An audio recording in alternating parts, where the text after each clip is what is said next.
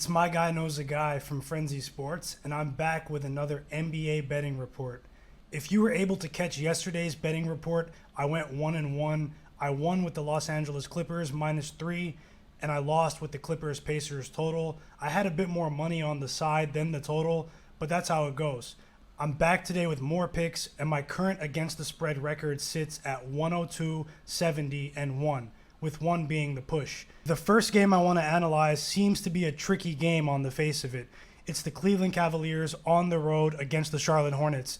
The Hornets are 3-point favorites in this game. Terry Rozier is probable to return after last night's loss against the Lakers, and the Cavaliers backcourt of Darius Garland and Colin Sexton are listed as questionable. The Hornets sit at 7th in the Eastern Conference, and desperation is starting to kick in. Last night was a really hard-fought game against the Lakers. For me, the key in this game is that Darius Garland and Colin Sexton are both currently listed as questionable in this game. On the flip side, Matthew Dellavedova has a ridiculous 8-to-1 assist-to-turnover ratio in the last couple of games. However, I don't trust the intentions of the Cleveland Cavaliers as an organization. I think they've entered tank mode with the Raptors, the Thunder, the Rockets, and a couple other teams that clearly seem to be manipulating the injury reports on a night-in, night-out basis.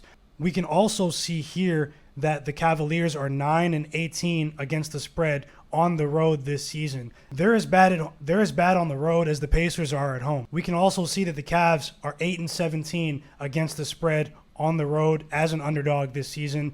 That doesn't bode well for them tonight, even with the return of Larry Nance Jr.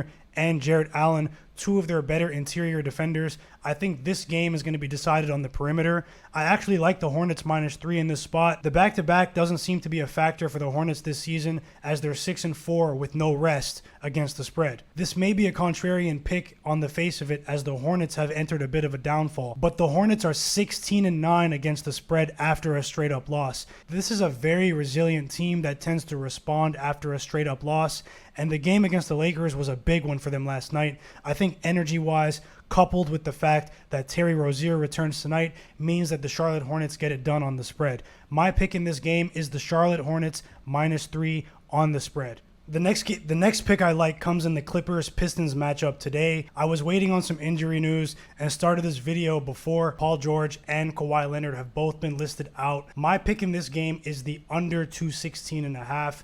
I know that both of these teams just went over on Sunday night, and the Clippers also went over last night in my loss. But the lineups are dramatically different in this contest tonight. Jeremy Grant is returning. Games tend to go under when he plays. I don't see this total going over 216.5 with Paul George, Kawhi Leonard, Patrick Beverley, and Serge Ibaka all out of the lineup. It's also the 5th game in 7 days and the 3rd game in 4 days for the Clippers. The totals also dropped 5 points from its opening, which is always a good sign when playing totals.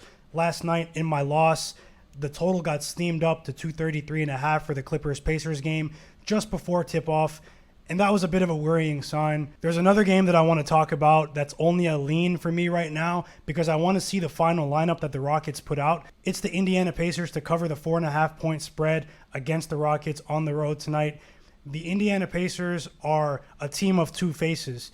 They are one team at home and one team on the road. This is a team that's really, really good off of losses on the road this season. I don't know what it is, but they're unable to perform in their stadium. The only thing that gives me cause for concern in this game is that Kelly Olynyk, Kevin Porter Jr., and John Wall have been playing a bit better recently, but this is a must-win game for the Indiana Pacers. I'm not going to make it official yet until I see the lineup that the Rockets put out, but they're already saying that Sterling Brown is out, one of their really good wing defenders. So this is definitely one to keep an eye on for the Pacers in the bounce-back spot. I have 2 extra NBA prop plays for tonight, and they're both in the Orlando Magic versus Chicago Bulls matchup. As we know, this is Nikola Vucevic's first game facing his old team, the Orlando Magic, since he was traded. Last game, he only scored 17 points, under his average. I like Nikola Vucevic to score over 21.5 points in this game, and I like the point guard, Thomas Satoransky, to have over 5.5 assists in this game.